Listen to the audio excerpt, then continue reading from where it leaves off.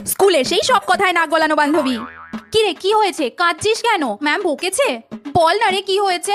বল না। দূর বাবা, কি হয়েছে কিছুই বললো না। এবার আমি অন্যদের গিয়ে কি বলবো কি হয়েছে? এই দীপা তোর বেস্ট ফ্রেন্ড ছিল না, এখন আর দুজনে একসাথে বসিস না কেন রে? তোদের কি ব্রেকআপ হয়ে গেছে? বল না। দেখ, কেউ কিচ্ছু বলে না। কেন রে, আমাকে বললে কি হবে? আচ্ছা, তুই আগে অন্য স্কুলে পড়তি না? স্কুল চেঞ্জ করলি কেন? ফেল করেছিলি?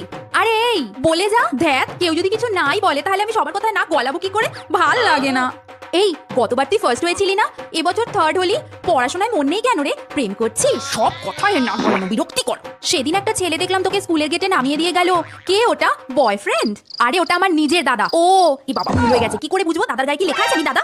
ম্যাম, কাল হেডমিস্ট্রেসের সঙ্গে কি আপনার ঝগড়া হচ্ছিল না? রুমের বাইরে থেকে চিৎকারের আওয়াজ আসছিল তো। তোমার সাহস তো কম নয়, তুমি টিচারদের কথা কান পেতে শুনছিলে?